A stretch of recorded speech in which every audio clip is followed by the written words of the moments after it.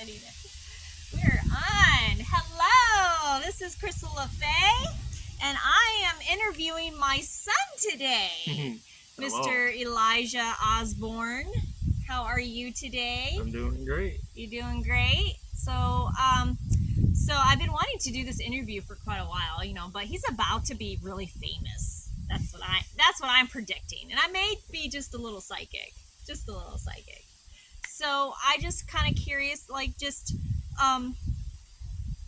have my perspective of when you first started interested in playing music and stuff like that. But what is your perspective? How did it begin for you when it comes to music? Being around other people that play music always made me feel, comfortable and at home. And that's about that. That's why I started. Right, but I mean, like the whole... That's in my mouth. Like the whole, well, I guess I'm more of a storyteller. It's the fact that you came to me. How old were you when you first wanted a first guitar? When you're like, I want to play guitar. I was about 11. 11, yeah. Oh. That was about 11, yeah. You came to me and was like, I want this guitar, this fancy dancy guitar. And I was a single mom at the time and didn't really have a lot of money. But we really worked on manifestation a lot in the household too. We were always about manifesting. So I was always thinking about that one guitar. Yeah. I told him he had to manifest it, but he had to also prove to me, because he was a start-stop kid at the time, which means that you would start something and then decide you didn't like it. And so I said you had to prove to me that you really wanted to play guitar. So I bought you a toy guitar and gave it to you, but he's left-handed. And so you had to flip it upside down, and he taught himself how to say happy birthday. Oh, yeah. Yeah, you played happy birthday on that guitar, and you just came out playing it like, haha. Upside down. Yeah, upside down, just be like, look at me now. I can play guitar. That's how it starts. That's how it starts. And so at that point, what was a mom supposed to do? I mean, I had to kind of give in. But then you manifested that guitar. Mm-hmm. That was super cool. Do you remember how that happened? Mm-hmm. We were cleaning your friend's house out. Yep. And it just showed up. It was Ibanez RG. Mm-hmm. One that I wanted too. And not only that, she's like, hey, since your son really likes guitars right now, just take that guitar. You don't have to pay for it. So you manifested it for free. Mm-hmm. I mean, that's pretty cool. And so what do you play? I play bass. You play bass. Yep. Right. And you play by ear. I know that. Like, you can listen to a song and you can just play it. You've always been really good at that. I go off of ear. I'm self-taught. And I pretty much play every genre. Yeah. You are self-taught. You just started doing it all on your own. And yeah, that's super cool. I've always been amazed by that. But your dad is a musician as well. Mm-hmm. And he plays drums. Mm-hmm. Yeah, and he was your age. You're 25, right? Yep. Yeah, he was that age when we were together, and he would play drums. Him and his brother would play in their little band in the garage and play drums, and he was phenomenal. He totally got that music bug from them, because I don't do that. I play my way, and it usually doesn't sound like anything. It just whatever. But so what are you doing now with your music? What am I doing now? Yeah. I'm currently in the studio with my new band, and we're working on 3 to 5 songs, and it's going to be distributed through Universal Music. Wow, that's super exciting. Yep, and we're getting signed by 313 Promotions. So. Wow. So you're thinking tour? Yep, possibly. Yeah. Yep. Yeah. Well, next year. Elijah's first interview with his mother, and someday down the road, 5 or 6 years from now, he's gonna have another interview, and it's to be like, remember that interview with your mom? Blah blah blah. It all started here, folks. So what was it like growing up with me as your mother? Always cleaning the house. Always cleaning the house. Yep. Always had something going on. And, constant. Yep. Moved around a lot. Never dull moments. Never a dull moment. I wouldn't trade it for any other childhood, though. Do you remember any rules that we had in the house when you were younger? What type of rules? Uh, I do. well, I'm sure you do. No lying. Yeah, no lying. No lying, couldn't lie. I remember one time he came home. I think, well, he was homeschooled for a bit. So you were homeschooled for a few years, and then he wanted to go back to high school to be with his friends. Mm-hmm. So he went back to high school and he came home. And the rules were, because we didn't really homeschool like normal homeschooling, we pretty much unschooled. So our homeschooling was like just living life, and there's a lot of magic and manifestation involved in our homeschool, a lot of spell work and teaching things like that, and just it was quite eccentric and different, I would definitely say. It was definitely not school book wise. Basically, I Mm-hmm. felt like it was important to teach you life, to Mm. teach you about life, teach you what was important about life and what you would need in life to live. And I mean, because you didn't go to school for very long, so you did pretty good. I mean, my teachings must have did something. But I do remember one time you came home, because the rule in the house was no lying. So is if you told me first before I found out, then you didn't get in trouble. Right. We would talk about it. But if you didn't, then you would get in trouble. So he came home one time and said, teacher's going to call you.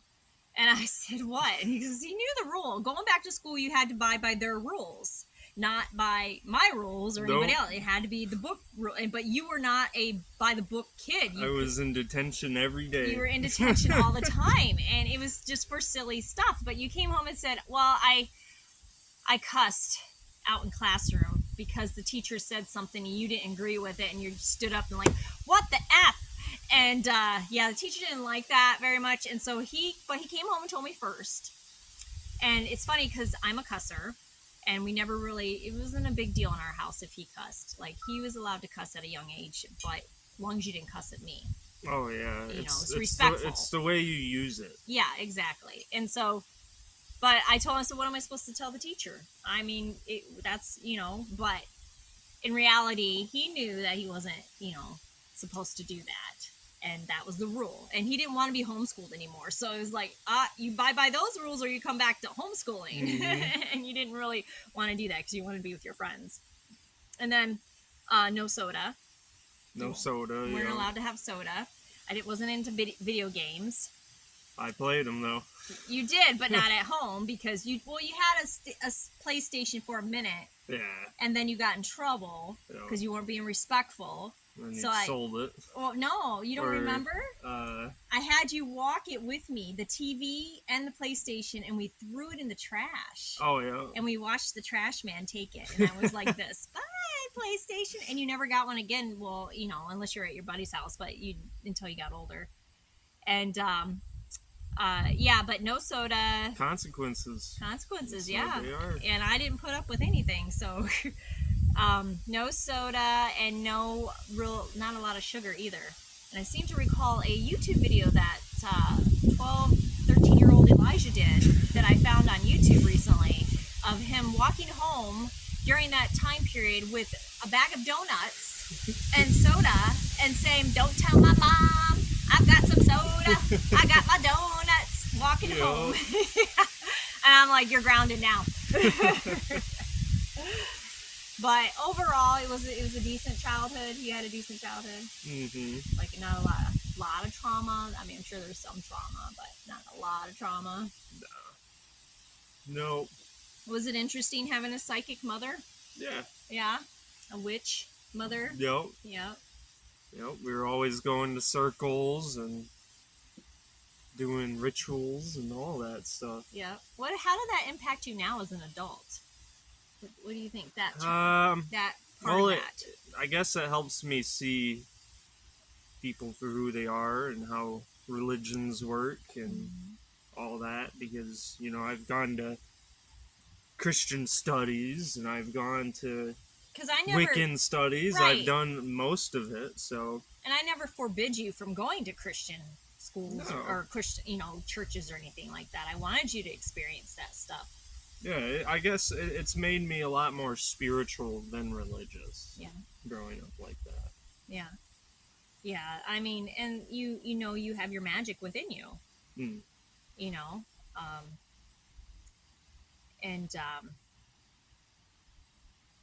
I'm just so proud of you.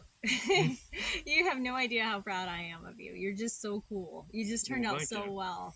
I mean, I don't know. I'm going to pat myself on the back, but I mean, you did it. You know, but he's always been an old soul. I've always seen that in you. You've always been a very old soul. Very, much more calmer than his mother. That's right. He probably had to be. I mean, I was like, "Bah!" And Elijah was like, okay, we're all calm. And the funny thing is, you were born on my birthday. July 4th. July 4th. Yep, born on my birthday. And so we're both Cancerians, which is interesting. It's very interesting. It's interesting for me to see because I know me as a woman as a Cancerian, but to see you as a man as a Cancerian is so different than me. I'm still emotional. Yeah. We're still emotional people. Yeah. You just, Cancers. I don't think you express it as much as I do, though. You kind of internalize it a little bit more. Yeah. But I also feel like that stems from being a guy and growing up in the society and how the stuff is. Society tells men that they're supposed to suppress it and not express it. Right. But, I think I was pretty much, it was important for you to learn how to express it. Yeah, we were always about expressing in our house and things like that. And it's pretty much, I just think in the now, I guess, Yep, I don't... in the now. Yep. Because if you let all that other stuff get to you, then you'll be a wreck. We actually have a book club on Facebook, and we're reading the Eckhart Tolle book, In the Now. Oh, yeah? Yep, right now. I'm rereading it. Yep. I gotta read that again. Yeah, it's a good book. I'm already in the first chapter going, whoa. I guess I should remember some of this stuff. Well, and you also learned meditation at a young age. I think you were about 7 when I taught you meditation. Yeah, I had to because I was very restless as a kid. Very restless, and you were going through a lot. We had moved away from your dad from Las Vegas, came to Michigan. I got remarried, had a baby. So you were going through a lot at that time, and the school kept calling me and telling me, and then they diagnosed him with ADHD and wanted me to put him on drugs, and I refused to do that. I just could not see myself putting my son on drugs. So I taught him how to meditate. It took about a year. It helped out a lot, though, yeah, for sure. You were about 7 when that happened, and after a year, you're a totally different kid, much calmer, and it was awesome. But that's when I learned to meditate too, because I had no idea what meditation was at that time. So, I mean, you're 25 and you were 7 at that age. Yeah, it's really good for grounding you out. Like, definitely when you're at that age, you're just go, go, go. You don't stop to think. Right. And when you actually sit down to meditate, now you're there with yourself. Yeah. And you're reflecting on yourself. Exactly. So I'm assuming you still use it today in different ways. I mean, everybody, I think, because I teach meditation, and what I've learned over the years is that there's so many different types of meditation, and not everybody falls into the criteria of just, and we didn't, when you first started learning meditation, because, if a parent's watching, it's like, how do I get my kid to meditate? At 7, I couldn't keep you sitting down for an hour. There was no way I was going to do that. So we did active meditation. We got up, we did things, and I just was very mindful of your breath and mindful of your thoughts and things like that. But eventually you did get to a point where you could sit down for almost an hour meditating. And it took about a year, but you were able to do that. It was just consistency. Yeah. And then you became a Reiki master around 12 or 13, give or take, around that age. Yeah, because I became a Reiki master, and the first people I taught for my first class was my children. And they are now Reiki masters. Both my kids are Reiki masters. Oh. Yep. And I also have 2 stepchildren as well, and Keegan is a Reiki master, and Skylar's a Reiki too. She's 16, so we still have time for her. And in the rule in our house is if you're going to live in our house by the time you're 18, you have to be Reiki attuned. So when his girlfriend moved in, she became a Reiki master. Everybody's a Reiki master. Even my husband's a Reiki master. But do you think being at that age, I'm sure at that age you didn't really comprehend what Reiki was and what was going on and all that 12. Stuff. Yeah. I mean, you had an idea because we talked about it a lot. And I taught you, but as you got older... you could definitely feel it when you're doing it right. And you can visualize it too. Yeah. And was a big thing for me when I was a kid. Was I could definitely feel the change in energy when you applied the techniques. Yep. And that's what really sold me on it when I figured out you can do that, and you could see like a green energy. Yeah, yeah. And you can pull it from Mother Earth, and as long as you ask permission before working on others, you can give them some of that. Yeah, yeah. So I think I was doing it for practice for myself to attune you guys, but also I knew that if I could get you attuned at a young age, that it would benefit you as you got older. That would help you in your whole life, basically. So that's exciting to hear that. That's really cool. Family of Reiki masters. And you're also artistic too. Yeah. When you were younger, you used to draw a lot. Do you draw much anymore? No, not really. Your art's more your music? It's just more my instrument. Yeah. Me. That's cool. Yeah. So tell me a little bit about this, the music, the type of music. You were kind of discussing it off camera, but the type of music that your band plays. Like what? We do a little bit of funk, gospel, R&B type feel. It's really good stuff. Very cool. And you got your big show coming up. Yep, Oscoda Rock Fest. Yep. We're playing with the Moonshine Bandits, and that's we'll be so sharing exciting. The stage with them. And, I'm so excited for you. Yep, I hope I get to come. We got a mandolinist, saxophone, violins. Wow. We're bringing it all. That's amazing. And so I'm assuming you're in the recording studio, so eventually you're going to have a CD, right? Yes. Awesome. Yep. That's super cool. We're hoping to have it done by late fall. So that is so cool. So I know that you were in previous bands before this one. Yeah. Total different. Yes. Music. Yep. Total different vibe. So growing up, I kind of made a plan of action to myself that I'd have to join bands and kind of work my way up the ladder, Yeah. And I had to be open to most genres. I couldn't just confine myself to one. Because you would never be good or where you want to be. Right. So I started out with a punk band, and we played 300 shows or more. Yep. And then I did a lot of fill-in work with other people, and then I got to a pretty big rock band called Taylor Mountain, and we played for, a year together. Yeah. And then now I'm with William Patrick and the Smokes, otherwise known as We the Infamous. Very cool. So you kind of just branched out everywhere to feel it all out. Yeah. Do you feel like this new band is like more your vibe? Yeah, it definitely feels like home base. Yeah. Everyone in the band is true musicians. They all play by ear. We all understand each other through our instruments. We talk, music's a language. Yeah, it is. And I'm glad to have guys like that. That is very awesome. And so what are some of your musical influences throughout your life? Like what are the people that you like? When I was younger, it was a lot of thrash metal because that's we did. That was the thing. Well, your first concert we took you to was Dying Fetus. Yeah, in Whitechapel. In Whitechapel, death metal. Yeah. The Acacia strain. Yeah.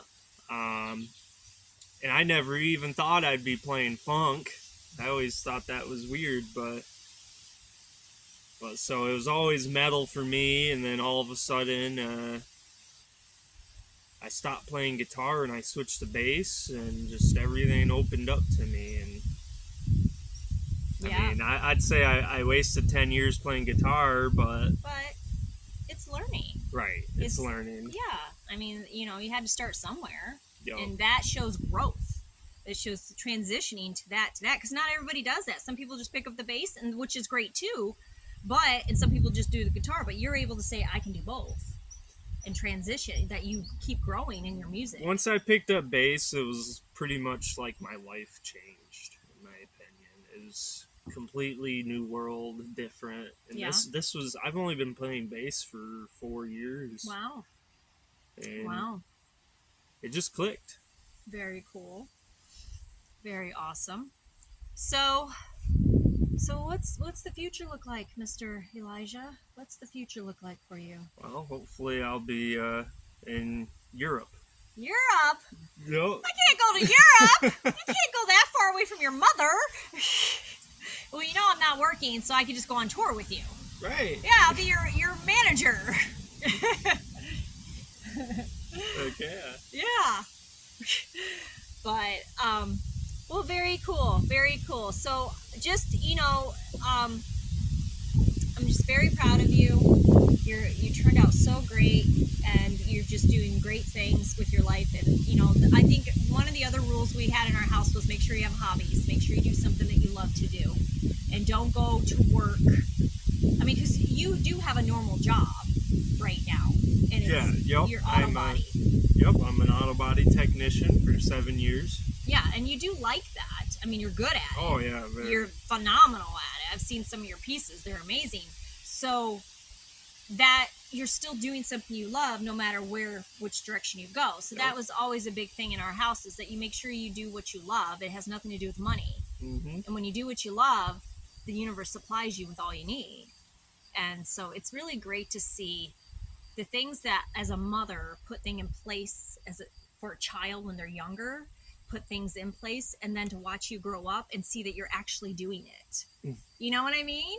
It feels really good to see that as a mother, that you're actually doing what I taught you to do. That's amazing. But you have done it. Elijah has done it. I was just I was the vessel to bring you into this world. Mm-hmm. That's all I was. And from the moment you were born, you have continuously conquered like everything. Like, seriously. I mean, he was born a month and a half early. He was premature. His lungs weren't developed. He was in an incubator. He had asthma for a long time. Oh yeah. And so you dealt with all that stuff, but things have healed. And so you have gotten past all that, and now, I mean, it's just every step of the way through your whole life, you've always conquered something. Whatever you set your mind to, you conquer it, and I think that's amazing. And so I'm just happy to be here as a witness to it and to watch you, and so it feels good to see that. Any last words? Anything you want to say to the public? And this is what is this? This is August, right? August 2023. Let's date it. August 2023. Yes. What would you like to say? What would you like to say to the future, Elijah? To the future. Yeah. What is like some parting or some wisdom or something that you can say to the future, Elijah? So when you're watching this at another time, you know what I mean? So stay groovy. Stay groovy. All right, and don't ever move too far from your mother. Yep. All right, kid, I love you. I love you so much. Thank you for joining me in my interview and playing along with me. I appreciate that. Yeah, no problem. And thank you for watching. And if you have any questions for me or Elijah, feel free to comment below. And make sure you go see him at his show in Oscoda Rock Fest. Oscoda Rock Fest. September 9th. September 9th, 2023. So you go see it. You're gonna have a great time. Mm-hmm. All right. Bye, guys.